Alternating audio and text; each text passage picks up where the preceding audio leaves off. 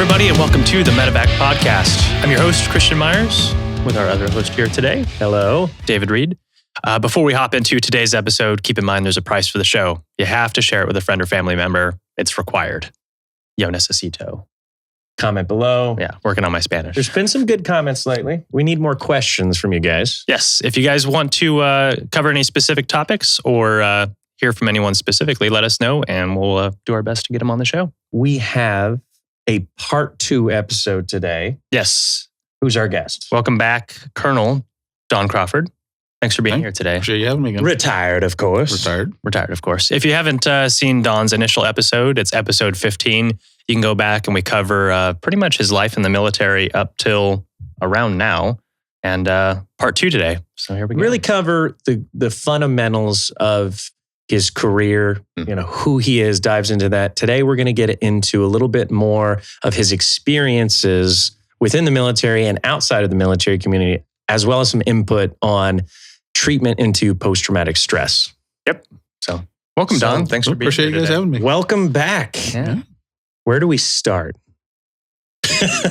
Now, so last time we spoke about kind of like your experience into the military as far as the medical training that you went through, some of the deployments you went through, what you kind of did outside of it. And I kind of want to just dive right back into a couple questions of, what are some of the most impactful experiences that you had, in your early phases of your medical profession?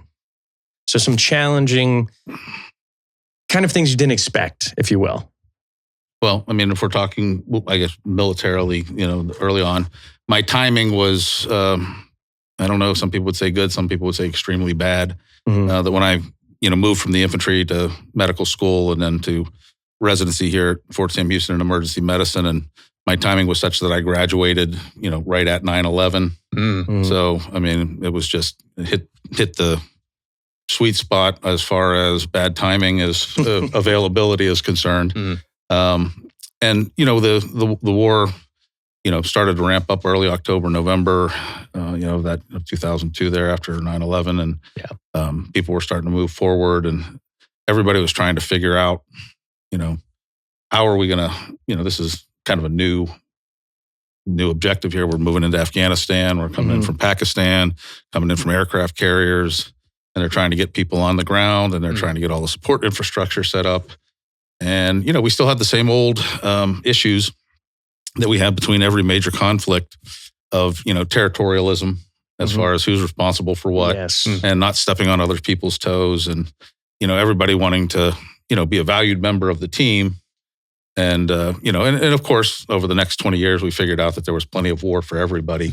And there really wasn't a need to try to, keep lanes separate. It was better to bring talent across the lanes and, share all of the, the bad things that happen.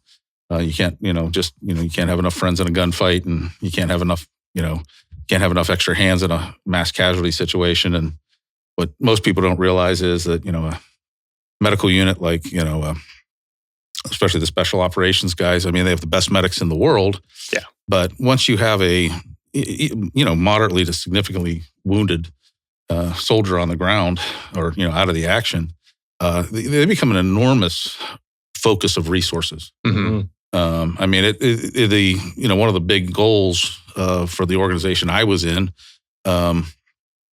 supporting these guys, forward, especially when we would go forward on the objectives with them, was to keep their combat power moving forward, maintaining momentum and accomplishing the mission, and helping their intrinsic medical support, the medics that they had kind of stay forward, at, where the, on the breach, and us taking care of, as we, consolidate the objective and pulling the more significantly wounded to, care. Just once again, commingling the resources in such a way that, the commander and the primary focus and the point of impact still has all the momentum. And we're just trying to keep all that momentum forward, yet still making sure that there's the best possible outcome for a wounded guy. So it seems like there was a lot of adaptability in first, and we've had a lot of guests on. Dr. Mike Simpson, you was a resident doctor for you, actually. Right. Work on a medical center, yes. And, it's kind of unique in that your experience has a great gradation of the time it took from the beginning. You served in the 80s to 2013. Right. 1986? No, I came in 83, but 83. Yeah. So you got to see medicine really transform over that post 9/11 to 2013, pretty much the brunt of. I would say the biggest transition in military medicine, and you probably remember this from, when I was an infantry officer and we were doing training and RTEPs and evaluations and everything like that. Nobody ever wanted to deal with two things, the medical or logistics. You just always wanted to focus on mission. Mm-hmm. And, accomplishing that and, all the T's being crossed and I's being dotted and getting all the check marks that you need. And probably one of the more unrealistic aspects of that training that we did was dealing with, the impact of, resupply and medical support, especially, at the point of injury. And how that affects the mission momentum. I'm just talking that, you might have 40 or 50 guys on an objective, but if you have two of them on stretchers, about 25% of your combat power is already pulled to those two guys. Yeah, focused elsewhere. Depending on how heavy they are, and if they're on stretchers, you got 4 to 6 guys, and depending on the train. So you've pulled a full squad, Yeah. Just to transport. That doesn't have anything to do with their care or anything of that nature. And it, how it affects the rate of movement, the speed of movement. Yeah. And, it adds a tremendous dynamic for the leaders on the objective, especially in a lot of the cases, the first sergeant on the objective or the platoon sergeants, they were normally who I was coordinating with as far as the movement of the casualties on the objective and that sort of thing. And, it's a huge dynamic. I mean, does the person, can we take the person out on, the infill vehicles or, how seriously injured is he? Yeah. Do we need to get this person out 5 minutes ago? Or is this somebody that we can, not interfere with the, the conduct of the mission, but still keep, safe and, have a good outcome with? And a lot of judgment because, when bullets and shrapnel and things are flying around and they hit the human body, you have no idea what you think you might know where that bullet went when it hit somebody, but the actual amount of damage is still, there's always a certain amount of unknown involved. And you're dealing with the youngest, healthiest, most focused guy. I mean, for all of the guys that I ever came up on to help when they were hurt or injured or anything of that nature, just by the nature of who I was working with, everyone was concerned about somebody else. They were okay, take care of somebody that's more injured than they are. Yeah. And your legs are hanging out. Yeah. I think I can walk. No, I'm pretty sure you can't. Yeah. As was your case. That was my case. It's just, amazing, when you're dealing with these folks, the quality, just the focus that they have and the just absolute commitment and selflessness they have to what's going on around them. Yeah, I think that's one of the biggest and most remarkable traits of military members and veterans is the amount of selflessness that is expected from them, right? I'm not saying every single one of them are that way, but you routinely find that. And I think it's due to the camaraderie that we have within those units, right? Even when you get 3 or 4 dudes who are shot up and they're all like, no, go focus on my buddy, please. That sense of selflessness is instilled in them and it kind of becomes part of them. And it's showcased in situations. It really is. And, once again, they just always trying, no matter how badly hurt they were, they're trying to detract they don't want to be the focus of attention. And it's also, like you said, is that, you're pulling a whole squad off that front line to help these guys out. So I think a big part of it, being on that end of it was feeling like a burden almost. Is like, nobody wants to be the guy that's down around the shoulder that other guys are having to pull. It's almost pull like resources too. You almost have a feeling of being sorry. You know what I mean? Sorry for being dead weight when you should be pulling your weight, and you're that's instilled in you throughout your whole career in the military is pull your weight. Don't be the weakest link. And then when you get hit, you kind of feel that way. 100%. Yeah. And even if they're having trouble talking, they're still trying to get you to feel that they're not the biggest problem that you have to deal with out there at that moment. I think that's why it's so important to have a MedEvac or a CASEVAC postured when you're out on missions like that. If you've got 30 or 40 dudes on an objective, it might be beneficial to have a helicopter standing by in case somebody gets hurt, because exactly like you said, as soon as someone goes down, that's 25% of your resources. You've got 6 other dudes, probably 2 providing medicine, 4 carrying a litter. Like that's a substantial amount of firepower and eyes that are focused inwards now. Well, one of the things though is, once again, I was, I was entirely with, JSOC, Tier 1 units. Yeah. And the other thing was, we always had, we call them strap hangers or the coattail guys, but the folks that had, other than seizing the objective or destroying whatever the target was, that did the immediate analysis, intel gathering, and had other jobs. Then we all know about the, utilization of, cell phone and the computers and all, and the bringing all of that data in. Well, there's always normally a group of those guys, and once you got with one of these units and everything like that, getting those guys trained up very quickly to, I would rather use them than pull a ranger off the So job specific, right? You pull the teams that are not as combat proficient. Well, you want gunfighters to carry guns. Yeah. Well, best medicine in the battlefield. And I certainly wanted them to be doing that, because, the one thing about being medical out there or being one of these others is my entire focus, once there was an injured or a casualty out there, you always talk about situational awareness and this, that, and sort of the other thing, but it was normally dark. There was normally a lot of confusion, a lot of communication challenges going on. And, I'm doing I'm trying to 100% focus on, the guy that's down in front of me and figuring out what I need to do to stabilize him, to make sure we can get him to the next level of care, where he'll have a good outcome. Yeah. And I'm completely exposed. 100%. I am 100% focused, and you get into these compounds and these farmhouses and these that they're built out of some sort of clay and mud and and there's rooms where you don't expect them. Every doorway is a different height. They got spider holes over walls with rugs over. So there's so many variables. And I one time I was taking care of. I was coming through an objective, and of course I was following through behind, and there was a young Afghani national on the ground, and I was just fairly certain from initial viewpoint that he was in very bad shape, because he had basically been stitched from crotch to the bottom of his chin. Yeah. But, I stopped to just drop down and do an assessment real quick. And, a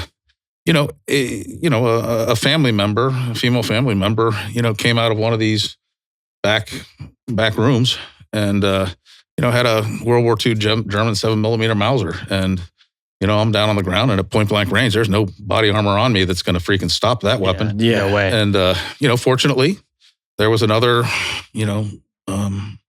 gunfighter behind me that, watched over me and, neutralized that threat.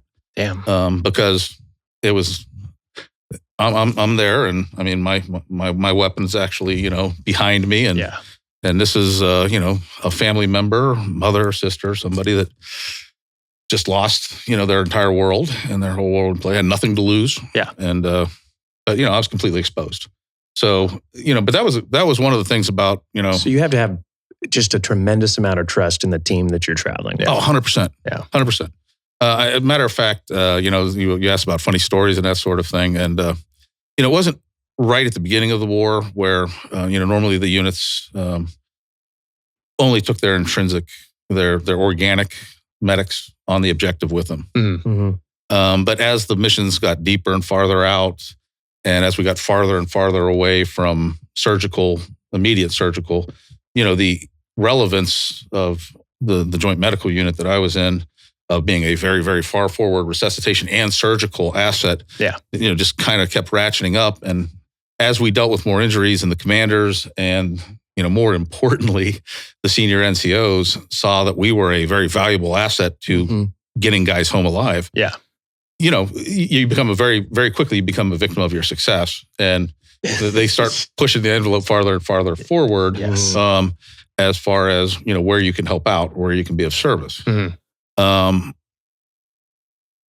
Once again, just by virtue of timelines, the time that I stepped out to go to medical school and residency and had left the infantry, and specifically the Ranger type units, all of those guys that were mid-level NCOs and officers had become battalion commanders and first sergeants. Yeah. But I still knew them. I still knew a tremendous number of them. So that reputation builds. Well, you know how it is. I mean, if you have two people and you're looking at one and I know him, he's an asshole, but he's functional. Mm-hmm. I have nothing about this guy. I'm going to go with the known asshole. Yeah. Yeah. Because I have a pretty good feel that, what he'll do, what they'll do. And if you had been in an organization like that, it did kind of, like Mike Simpson, you mentioned. Yes. Mike had been a sergeant first class in the special forces. Mm-hmm. So then he turns around and comes back as a physician. If you're working with those kind of guys, they're going to say, okay, well, this guy has some background in this. And I always joked about it. There was always you always had to watch how you presented yourself. And I can only speak for physician, but we had nurse anesthetists and we had other, folks that were with us. But you didn't want to seem too eager to get too far forward. I mean, there's always folks that want to, get the combat infantry, the combat badges, or, every soldier wants to know how they're going to perform in a certain situation. And we all have images of ourselves and what we're going to do under these types of things. And the worst thing you could do was be overly eager. And, when I would be talking with them or something like that, and they said, well, you used to be a Ranger. I said, yes, used to be. Yes, at one point I was. Yeah. I said, all that transitions into right now is I know how to stay out of the way. Mm-hmm. I know how to focus on my job and let you guys do your job. And I want you to have the peace of mind to know that more likely than not, I'm not going to shoot you in the ass by accident. Yeah. Yes. In a bad situation. And that I'm going to be able to focus on doing what you brought me along to do. That's an interesting concept. I think that a lot of people would have a hard time wrapping their head around that. Oh, yeah. Right. And I'm sure you've seen it. Oh, yes. Yeah. Combat is one of those things where it's theory until it's not. Yeah. And most of the time, and everybody has a mental image or a thought process of how they're going to perform if they're ever put in that situation and what they're going to do. Yeah. And where the reality of what happens and what you think you were going to do is there's a lot of variation in there. We just talked about this the other day. We were, a little bit of a stretch here, but we were talking about this exact topic of, like, for instance, survival shows. Everybody sits there fat and sassy on the couch and they say, this is what I do, this, blah, blah, blah, XYZ. I would do so much better. But when you're in that situation and you're exposed to all those variables, right, and an ever-changing dynamic situation, it's totally, everything's out the window. Yeah. Everyone knows what they're going to do until they get punched in the face, right? Exactly. That's the classic saying. But I think you had a significant advantage over most people in your position, given that you were an infantry officer and you had, deployed and done things with Ranger units prior to being an MD. So you know exactly what they're going to be doing at those times and how to stay out of their way. But I think part of it, I think there's an ego part that comes into play, because I think there's a lot of people who could be in that exact position that you were in and say, no, I know better. I've done this longer. And I'm also, filling these XYZ positions. I'm also an MD, or I also carry this weight. People always talk about the fears that you're going to have and everything like that. And knowing your role. Yeah. I understood the fears of the leaders because at one point I had been a leader and, failure, mission failure, losing people. Sure. Any of the myriad of bad things that could happen. Yeah. And, I think the only advantage I had was that I came in with the intrinsic fear. My single biggest fear was, God, I don't, even more so than being hurt or injured, it was letting these guys down. Yes. Yeah. It was, and when I trained young guys that came after me and I trained guys on my own team, my mantra was always the same. Once we're involved, you need to just 100% focus on doing what you're here to do. Yes. Mm-hmm. You have to trust these guys are the best at what they do. Mm-hmm. And they brought us along to be the best at what we do. Mm-hmm. And just focus on that. Yeah. You gotta kind of drown out the other noise. As far as, even up to and including, potential threats. And that's where the trust factor came in. Like when I was going over, my wife was at points worried about, the fact that I was going to be in dangerous places, dangerous situations. And a friend of the family who we were talking about before this started, Dr. Robert Mabry, an real high-end, operator, came over and was, he told my wife, he probably doesn't even remember this, but he told my wife, he said, Beth, the good thing for Don is he's going to be with the best soldiers in the world. Yeah. And if it's humanly possible, they will never let anything happen to him. Yeah. 100%. And that actually led to some of the more interesting or funny stories, because when it did get to the point where, we're sustaining a significant number of casualties and we were far enough forward that, it was beneficial to have higher level resuscitation and surgical skills present than, say paramedic level. Yeah. Mm-hmm. Advanced airway techniques, advanced, ventilation techniques. Yeah. And that sort of thing that a person trained to do what I did was there, to just optimize the chance of bringing everybody home. But it's like I said, you just got to focus 100% on what you're doing. Mm-hmm. Yeah. And Bob told, those guys will stack up in front of him. They will appreciate the fact that he's there. Yeah. And, I always knew that if I was going to, if it was going to go bad for me, it was going to be so bad. Everybody was going to be gone. Yeah. Yeah. So, that is a significant peace of mind when you're, but my enormous fear was making a bad call, not judging somebody to be as sick as they actually were. Mm-hmm. Not getting something tied off or bleeding controlled in a certain situation, or hell, something as simple as getting a tourniquet on tight enough. Mm-hmm. Just my fear was not being the best at my job. And I actually delved into that and focused on that and mentally rehearsed, what I was supposed to do. Mm-hmm. Mm-hmm. And I just had complete and total faith in the guys around me, that they would make sure that everything else was taken care of. Sure. No, I went out one time with, I spent a lot of time with 3rd Ranger Battalion, B Company. And, every time a company comes and new people are getting to know new people and you're kind of an unknown asset. And I was going to go out on a mission with, as I did, most nights. The first night we're going out and I'm traveling with the headquarters element, in kind of the middle of the formation on the movement in. And, I'm identifying everybody, company commander, his RTOs, his JTAC, his, all the people around you. Yeah. And everything like that. And then there's this one guy who I recognize as one of the NCOs from, one of the team leaders or, an E5 and, just kind of floating around and everything like that. And when we would stop, and everything like that.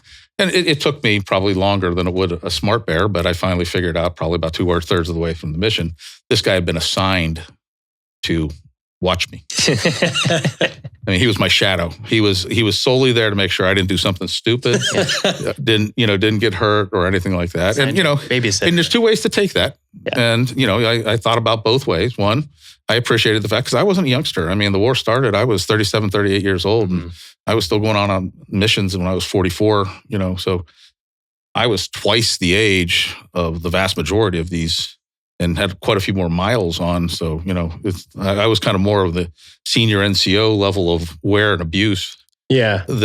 Sure. That we had out there. And, but, and of course you never, smart enough. You're on the mission. The only thing that you worry about on the mission is the mission. Yeah. And getting there and, just praying every step of the way that you don't hear a click when you step down or you don't, fall into some. I could tell you from experience. That's not a good one. That's and I don't think there was a click.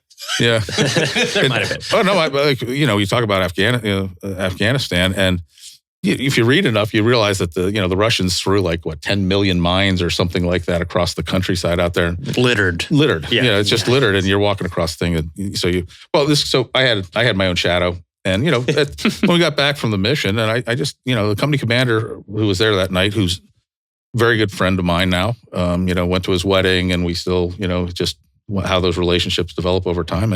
His name was Nate. And I just, said, hey, Nate, I said, if you have the level of concern that you have to take one of your, junior leaders to just make sure I don't get in trouble. Yeah. I said, you're probably better off leaving me behind. Mm. I said, you can't. I said, you're either going to have to trust that I'm not going to, accidentally hurt one of your guys or, run out in front, screaming in my long underwear or whatever your fear is, or, kind of. And he was like, yeah, you're right. And, it was pretty good. But there's always that getting to know you. And so that changed over time. So right, that respect developed. As soon as people, and then once you've actually been in a few dust ups with them and you've taken care of a few of the guys. Prove yourself. But I will tell you that what you did on the objective, and this is once again, when younger guys came after me and everything like that, and they would ask, is nowhere near as important as what you did for these guys when you weren't out. Because they're very clannish. I mean, you got fire teams, you got special operations teams, and these guys are little tiny family cells within bigger family cells. Yeah. And this big onion. And they're very, like I said, they're very tight. And no matter how you slice it, you start out an outsider, and you don't just actually break into, these things. And so, the day, as Dave can tell you, for on the compound for, we work all night, come in, clean weapons, get breakfast, go to sleep till 2 or 3 in the afternoon. The intel guys have been working all day while we're sleeping, trying to figure things out. We almost all went to the gym upon, waking up, went to the gym, grabbed a plate of chow, and then you migrated to the talk and you kind of saw what was working up for the day or the night. Yeah. Well, during that time period, a lot of guys from the night before might be having aches and pains. A lot of guys might have taken some shrapnel they didn't want to tell you about, a lot of little things. And once again, my only purpose being there was to take care of those guys. Yeah. That's it. 100%. Yeah, make sure. And that meant, 100% available. So even though I was a colonel, lieutenant colonel, and, most Rangers don't walk up to colonels or, and just, tap you on the shoulder and say, hey, I got an itch, or something like that to bother you, because they're very, disciplined and they don't not complaining. Especially Rangers. Yeah, especially Rangers. And, but you want them to be able to approach you. So I always made sure, one, I was never addressed by my rank. I always just prefer to be called Doc because I'm not in their chain of command. I'm combat service support. I mean, if I'm on an objective and there's a private first class and me and we're the last 2 guys alive, he's in charge. I am I'm a combat service support. Yeah. I mean, so there was no need for me to, but I needed to be somebody they could talk to. They could come and they could say, because they would hide injuries from their chain. Nobody ever wanted to be left out, left behind, or be thought weak. Yeah. That was a huge deal. And so you needed to be infinitely approachable.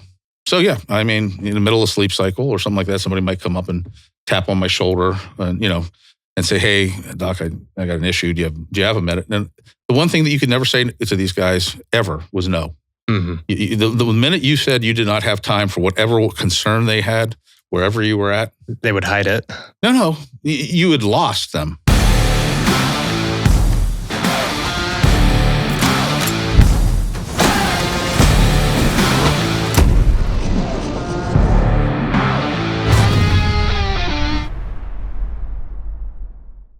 I mean, because say it was that private, I mean, if he came to you with a problem, you were too busy to handle it with him. He went back and he'd be cleaning weapons with his fire team, and he'd say, I met that new dog. He's a bit of an asshole. Yeah. And then by dinner time, the whole platoon thinks you're an asshole. And you're juicy gossipers, huh?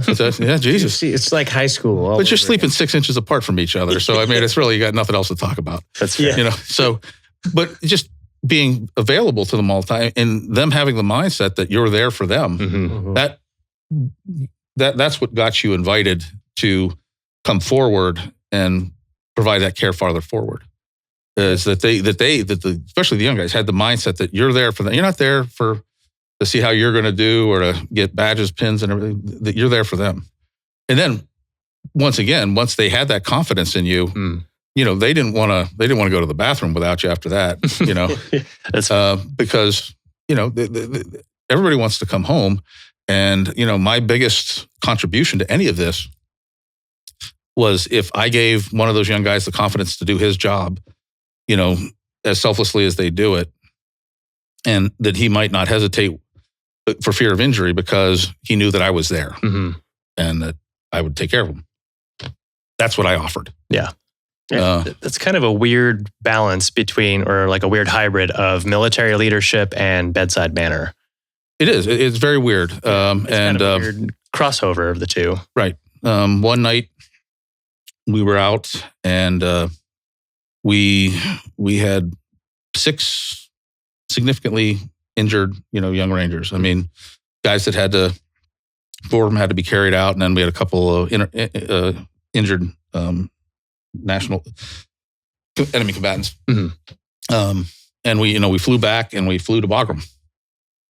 And the 2 doctors running the ER at the big Air Force Medical Center at Bagram were classmates of mine from residency. I mean, 2 of my best friends in the world. And I'm wearing what I found to be a comfortable collage of uniform. And you just find the things that work for you. Yeah. Because you go from freezing to sweating to death to freezing to sweating, and you're trying to find what functions. And then I have the one thing, I can't grow hair on the top of my head, but I can grow a beard in 2 weeks that can rival Grizzly and Grizzly Adams. So I have a full beard and and everything like that. But when we came in with those casualties into that to that ER, and it was great to be able to fly into a level 3 trauma center. I mean, or actually a level 1 trauma center, role 3, but and have friendly faces there that knew me. And they also knew that these were my guys and that I was going to dictate what happened even in that, once we got to that hospital. At the ER, yeah. Right. So I came in, and I'm giving a report on these guys and I'm directing. And it was very important that all those guys in those beds knew that I was still calling the shots because that's their confidence level. That's where they're going to what we say, relax in the heart. They're going to be rest a little bit more easily, knowing that continuity of care does not end. Yeah. And that was also that level, that care all the way through was also at the time, General McChrystal was our boss. Okay. And he fully expected that our docs, our medics were in charge of our casualties in all the way through the system. And I mean, he was the greatest boss ever. As far as, when he knew I was in charge over at the hospital, and he didn't call every 15 minutes, but he was never asleep. The man, I don't think, did sleep, but he was waiting for my call to give him, the report.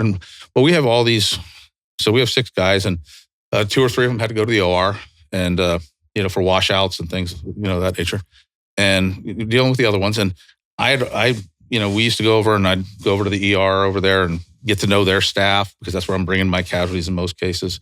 And a lot of them worked at BAMC, Wilford Hall in the area, so I knew a lot of the staff. Everybody was pretty comfortable with everybody, and we would do what we could for them. They had to go through like the Class 8 system. Sometimes if they needed a ventilator hose, it would take them like 3 months to get it. Yeah. I could call back to Fort Bragg and have it put on the rotator, and I could, come over, 24, 36 hours later. He said, "You guys need this." Yeah. Once again, being of value to building bridges. Yes. So this was just a bad night for timing wise, because the not the hospital commander who I did know, but the commander for the Air Force medical in theater, came over to. Unfortunately, in a lot of cases, when casualties came in, that was a big happening. People wanted to see and be involved in. Sure. This at the time he was I guess they call him Brigadier General Select, came over, and I understand his point of view. I mean, it's his hospital. I mean, he's ultimately the commander of that hospital, and he walks in and he sees this guy wearing God only camo pants and a level 5 jacket and a beard and covered in blood and, telling all of his people what to do. And he sure as hell knows I'm not one of his people. And he was just like, why is this guy calling shots in my ER? And he came up and asked me, what I thought I was doing. And I said, yeah. And I said, I am taking care of my injured. He said, well, your job ended at the door. Now it's our job to take care of everything. I said, no, sir, it's not. And he started to say something. And I normally consider myself a pretty easygoing guy, easy to get along with and everything like that. But there are times where, especially if I have, and for lack of a better word, my children are hurt. Yeah, you're standing in my way. Yeah. I can cloud up in rain, And I very abruptly, he said something, and I just looked at him as respectfully as I could. I mean, like I said, I just said, sir, I'm responsible for these men. I'm going to take care of these men. Who do you need to hear that from? And I'll find him. And, he said something. I said, please hold your thought. And I walked over and I called my boss and I just said, sir, working pretty hard over here. Everything's looking good, but I'm having a little bit of, of an issue with the understanding that taking care of I'm responsible for these guys while they're here. And, of course, my boss at the time just said, oh, I'm sorry to hear that. Would you please put him on the phone? And, and I was not privy to that conversation, and if I knew my general, like I knew my general, he was very polite, hey, would you please support, Dr. Crawford and, doing this, that, and the other thing. Yeah. But you're also talking to the guy that is pretty much the guy commanding everything in the region, in the theater, for the most part. Yeah. And he's not somebody that you're going to say no to in any capacity. At all. That's a losing battle. What's that? But but that's once again, that's that whole continuity of I had complete faith in the guys, and I prayed that they had faith in me, but I also had complete confidence in the leadership of the guys, and I had complete confidence in my leadership. Mm-hmm. I was never let down. I mean, whenever I had an issue, and if it was dealing with the care of a wounded, one of our wounded soldiers, there's nothing they wouldn't do. There was no. It was amazing.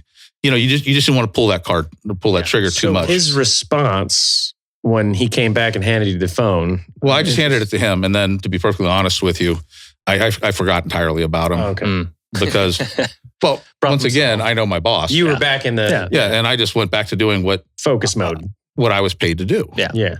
And I took care of those guys, and once the last one was out of the OR, mm-hmm. and we had them all tucked in and had a plan for each of them. I went back and then I reported to my boss or bosses and kind of just told them. And the amazing thing is when you have a boss that has a photographic memory and an IQ probably somewhere north of 185, and smart people. Oh my God, he was a smart man. Oh yeah, he is. I never saw him write anything down on a piece of paper, but he never forgot a name, never forgot a person. I think as an LT, everybody looked up to him anyway, right? He's got an amazing. I knew him since he was a captain.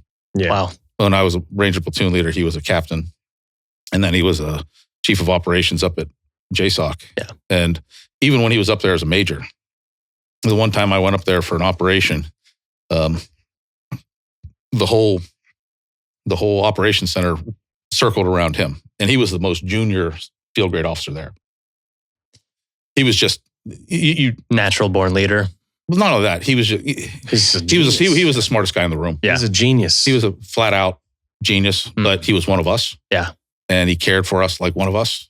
but he led, just superiorly. So like I said, I was in the best of all worlds. I was working with the best soldiers, and I had the best leadership taking care of them and me, and I had the best boss in the world at the time. So it allowed me to do what I was there to do. And we got the guys through it, and everybody, made it home. And I went and it was amazing when I'm reporting to him and giving him a rundown on the injuries and everything like that. And I'm actually, a fairly board certified, experienced, emergency medicine, trauma kind of guy. And he's asking me questions that I would have expected from one of my staff when I was in training, because there's nothing he didn't really seem to know a lot about. And he just, he'd done with enough that he kind of knew sometimes what some of the complications could be. And like I said, that was the other thing is when you were talking to him, you only ever related what you absolutely knew for a fact. Okay. It had to be 100% because if you ever tried to blow sunshine, I watched people on occasion try to blow sunshine up his rear end, and that never ended well. But B, it's just, you didn't, he was just, you just told him what you knew and let him make the decisions of a commander. Sure. And I had complete faith in the decisions he made as a commander. You got to put your trust in him. Yeah, 100%. Let me ask you this, not to go too far back, but on the topic of continuity of care, and when you're bringing these people into the hospital and taking charge, I understand that it builds trust and it increases the amount of camaraderie you have with that unit, and it makes them rely on you, or it makes them comfortable opening up to you, that kind of stuff. Is that also a data-driven decision? Do you find that as you bring, not you specifically, but in this circumstance, as you bring these men into the hospital and then you take charge after leading the medical, process on the battlefield, is there better results of survival or, outcome of care? Is that a data-driven decision as well as the camaraderie? I think if you look at the trauma data,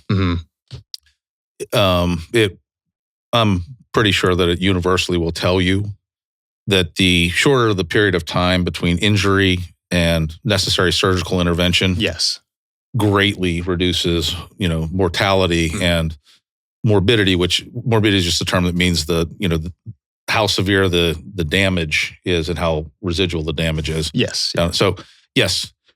And the key was always trying to, as we got more and more into the war and we had more and more casualties and a better understanding of casualties and casualty care, the bosses, it very quickly figured out that as far forward as you could move that first surgical intervention, the better chances you had of everybody coming home. Of course. And that, I think, has also panned out across all the EMS data and trauma center data from the civilian, since the advent of EMS in like the 60s and that sort of thing. Yeah. Okay.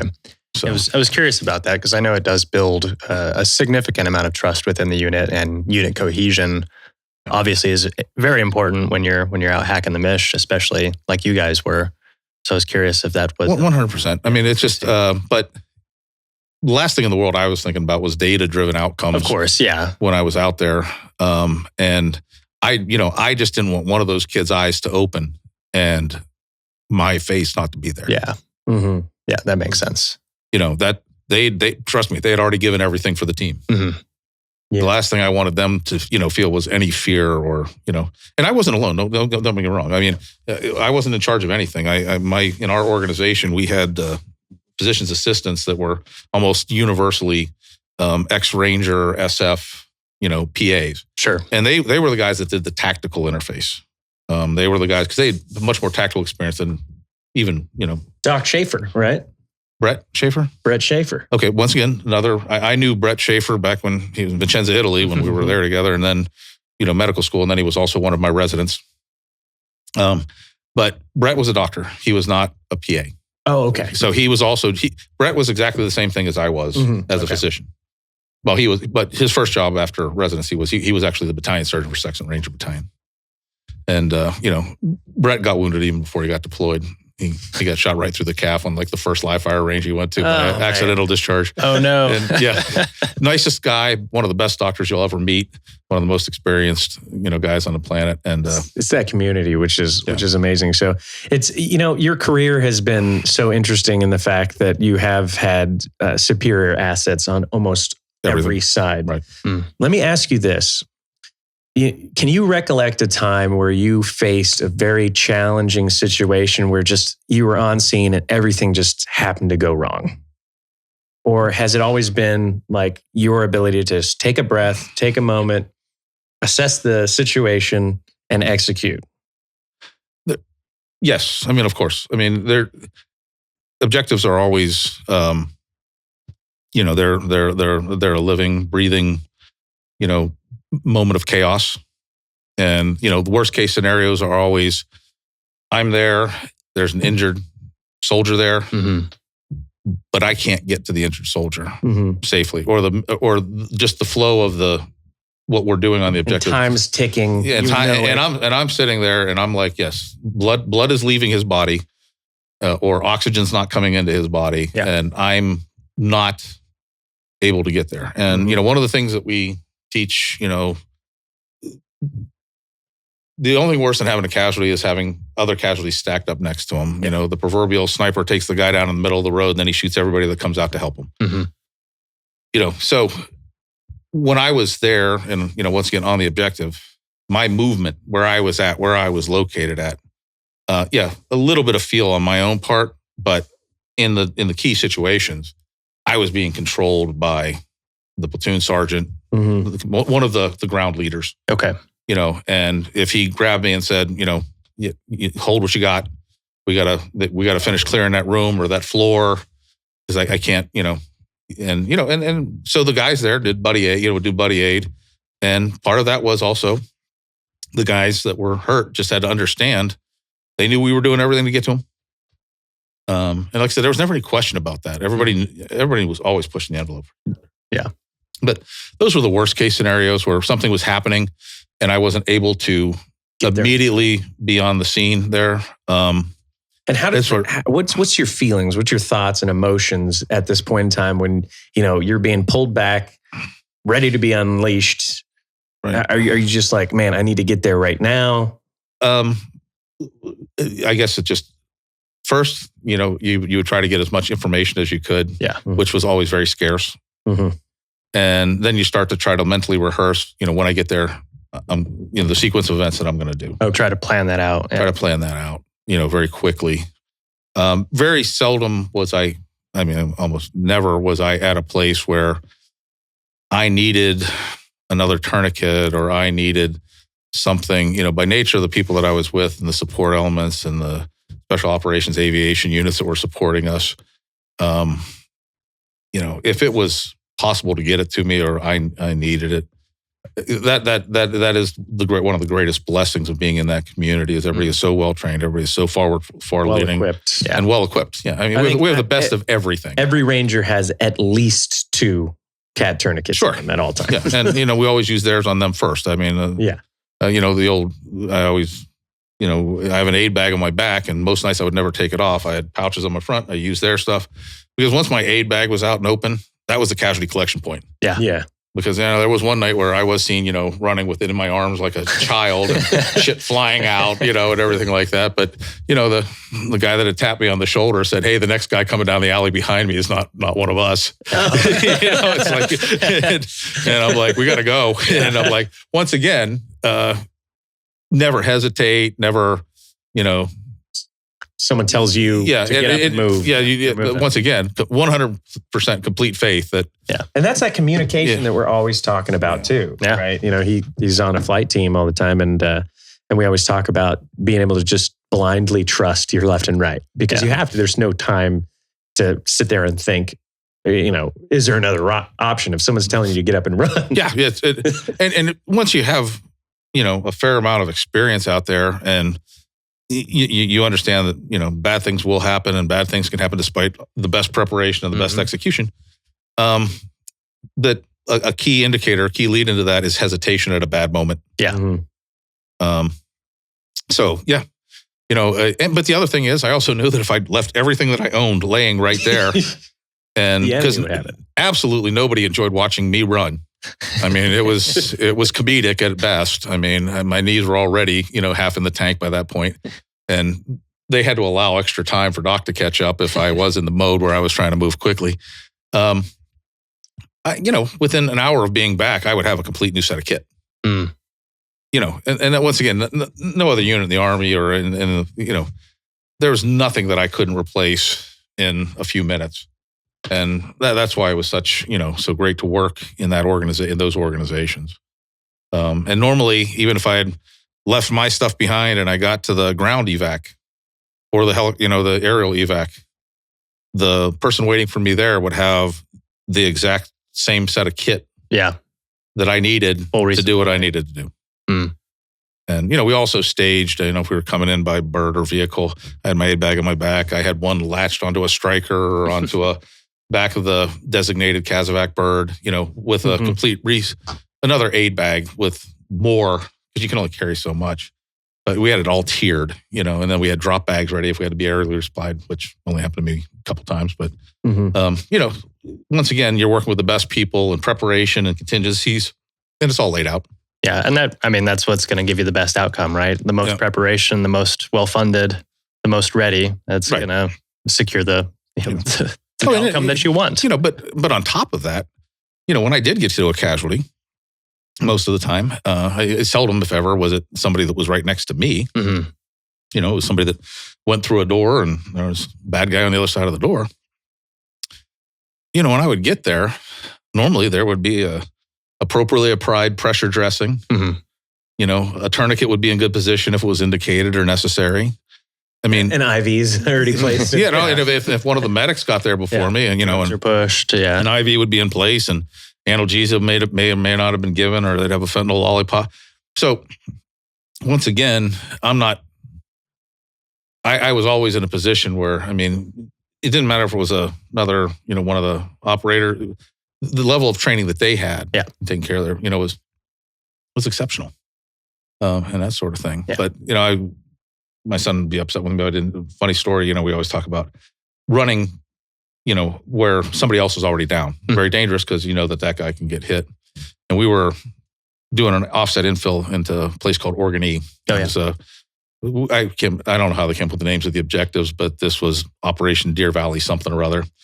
I think this is probably the fourth or fifth time we'd hit the same place because but it was one, and you come in from the north and we're coming down through the village, and we're on the sides of the street, coming down, and there's like one main street down the village to the river. Yeah. And they actually had some overhead street lights that were still in effect. Normally our guys would pop those out as we were coming through, but we would move by a thing called scroll to the road, as you're coming up to each of these things, and it's one guy comes up and put your scroll to the road and cross the street, then you face the other to provide moving security, but the flow continues. Okay. So, and it's kind of a slinky because the lead element's getting up toward the objective, the initial assaulters are getting up. So the bottom line is I'm halfway back the element and getting ready to cross over the main street right when those guys made initial contact. So things start to light up, stuff's flying through the air. I'm not right in the middle of it, but stuff flies everywhere. Yeah. But we had made contact and the engagement is going. And so it's my turn to, cross the road. I watch the guy run across the road in front of me, and I take up and I'm running across the road, and I got my aid bag on my back and body armor and about 80 pounds of kit, above the waist. Sure. Mm-hmm. And I'm legitimately, you couldn't have dissected the road. I was dead center of that road. And I stepped on the most perfectly round pebble, short of a marble, ever created. Oh, no. And my foot went up in the last thing I saw was my feet going up in the air above my head. Oh, no. And me coming down, and I came down on my left side and, asphalt, and I didn't have an elbow pad on, never went out with an elbow pad. My arm went dead. I thought my arm was broken. Hit my head on the ground, semi-conscious, in the middle. Semi-conscious, dazed, confused, in the middle of the road. And just as I'm getting my orientation, which is probably 1 or 2 seconds. Sure. All of a sudden, three human beings are over top of me, One guy's got the strap on the back of my body armor. Yeah. One guy's got a leg, one guy's got an arm. And all of a sudden I'm flying across the road. And I'm very unceremoniously thrown into the concrete drainage ditch on the other side of the road. And I promptly have, 3 200-pound men land on top of me. Yeah. And I'm in the bottom of this drainage ditch. And so I fell out there and got dazed. I got thrown in the drainage ditch and I got beat up again. And then I got this guy kneeling over me and he's ripping my stuff apart. Hands going up under my body armor, looking like that. And I still actually couldn't talk, because I was still trying to. The winded. Yeah, because the wind is knocked out of me. And finally I was able to, and I reached up and I grabbed him, by the throat or the neck or the chin strap. And it's like, and he looks at me and like, he probably thought I was in like shock or something like that. And I said, "Stop, I'm okay." And he's looking at me like, I said, "I'm okay." Yeah. And he's not believing me. And everything just stood still for that 1 second time. The objective is you still hear gunfire, 50 meters down the road or 30 meters down the road and stuff on the radio and everything like that. But I'm looking at this one young guy and he's looking at me and I'm like, "I'm okay." I said, "I just fell." I slipped. Yeah. I fell. And he looks at me and I'll just never forget. He looked at me in his eye, a little dilated. He goes, "Doc, I've never seen anybody go down like that wasn't shot." It was probably the most ungraceful thing that these guys had ever seen. Like I had taken one freaking center of mass. Yeah. And I was injured, but it was more from the, and then then I'm up and I'm like trying to hide my, freaking my arm, Scraped arm. Everything like that. And we completed the mission and then we had to walk out for a ways and, I'm hurt and broken, stupid, and I'm whimpering to myself. Yeah. Because I basically just felt like the NFL had used me as a tackling dummy. And once again, I'm 42, 43 years old. And we get back and we're doing the after action review and everything like that. And I'm sitting there. Now I've trained most of these young guys at train ups and things like that. And, I give the lectures on, what you do and don't do when a guy's down in the middle of the street. These guys had done the absolute worst thing you could possibly do. I'm down. They think I'm shot in the middle of the street. Throw you into the... And not one of them, but 3 of them run out there and grab me in full open, right? Yeah. Expose themselves completely. No cover. Pick me up, no cover. Bullets are flying, and run me across the street. So finally, I'm back there and I've probably self-medicated a bit at this point and everything like that. Motrin, of course. And finally I walk over and I'm just like, I'm looking at this, the medic that was involved in this and the thing. I said, "What the fuck were you guys thinking?" I said, "If you thought I was shot, why in God's name would you run out in the middle of the street until both sides were secured to grab my fat ass?" And they, once again, I get this deer in the dead. It's like, "Doc, you're the one guy that we were told that we come get you no matter what." Yeah. We can't let you die. Yeah. I mean, so all of a sudden you're standing there and the honesty in their eyes is just 100%. And they're looking at you like you're stupid because we thought you knew. Yeah. But in this unit, all the things that we taught, all the rules that apply to everybody, they were so protective of me that rule didn't apply. Mm-hmm. And those guys didn't hesitate. They just ran out there, grabbed a piece of me, and and of course, needless to say, in true Ranger history, I heard about that story nonstop for bad. days. Did you feel embarrassed? What's that? Were you embarrassed slightly? Yes and no. I mean, everybody falls. You're running under nods. Yeah. You happen. quit making, you could always tell the rookies because they make fun of the guy that trips and falls when you're doing an infill under Exactly. nods. And then 2 seconds later, they're tumbling down the side of the road. Eating shit for a reason. Yeah, Everybody's exactly. going to do it. So, no, I mean, yes. The fact that I fell to the extent that I did. And some people eat more shit than others. Yeah. But it was the middle of the road and, the worst place in the world to do it. But it was actually paved or graveled or something. I mean, it should have been the last place in the world to take a spill of that extent. Yeah. And I managed, and that sort of thing. So you hurt, Doc? Like just a little embarrassed. It's okay. Just a little, I mean, you got to have one though, right? Yeah, but 4 or 5 nights later, we're walking across the dark side of the moon, and some kid, saw gunner, freaking stepped on some boards that were covering up an old covered up well, and I mean, he went down the well. Oh fuck! and he was like hanging off the side. And, I got up there and everybody's putting together their snap links, their things, and trying to lower a rope to this guy. And he's screaming up at the squad leader. It's like, I'm going to drop my saw. No, don't drop me. Don't do it. Yeah. He fell down a well. Yeah. Once again, it could happen to anybody. He was just a poor schmuck that happened to stand. And that's the other thing is, no matter how embarrassing something, give it a night or two, something else is going to happen. True story. It's something bad's going to happen to somebody else, and then you just become a little bit less interesting. I fell down an entire mountain once. Yeah. So I had 6 rounds of Gustav, the HE rounds in my backpack. And they're 8 pounds each. Yeah. That's another. So you're wearing 300 plus pounds with all your gear on, and loose gravel down a mountain. And I went all the way down. And I think I just gave up halfway through and just faced it to the end. And you feel embarrassed, but it's like everybody looks at you because they're going through the suck just as bad as you. Yeah. And they're like, it's all right, buddy. I feel you. Yeah. Now, it really helps if it's not like your first deployment. Agreed. Yeah. Agreed. It really helps if maybe you're a tab ranger, I was not tabbed and I was a private, so I got a lot of shit. Yeah, I was going to say, because it is a somewhat unforgiving environment for the new guys when something bad happens. I mean, they're only going to tease the colonel so much, right? It's like, at least in my face, that is a true story. Yeah. But yeah, of course I was embarrassed. I mean, because it made guys do something they shouldn't have done. And, I never wanted these guys to think that I was a liability out there. But at that moment I was, and they almost turned me into a permanent liability with their gentle handling. At least I could say they didn't hesitate. Yeah. So that was, interesting. Rangers aren't known for hesitating. No, not at all. Well, that's what you got to do.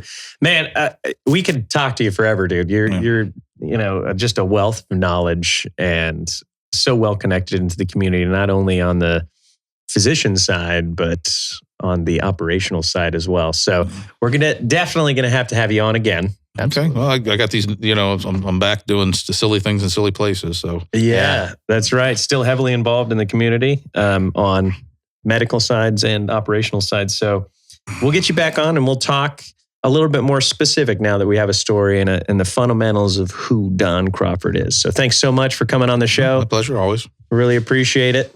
Do you have anything for the audience before we go? No, I just, appreciate the opportunity to chat with you guys. And hopefully, if one of the topics I know we're going to discuss at some point in the future is going to be PTSD and the ongoing issues we have with, soldiers dealing with all the war trauma that they brought home. Absolutely. Well, let's get you on soon. And we'll earmark the entire episode to kind of dive into post-traumatic stress, dealing with that, some of the common things that you face within that journey of recovery. Yeah, that sounds like a great time. Cool. Absolutely. Appreciate you guys. All right, everybody. This has been the MedEvac Podcast. Thank you very much for watching. See you next time. See you guys. Bye.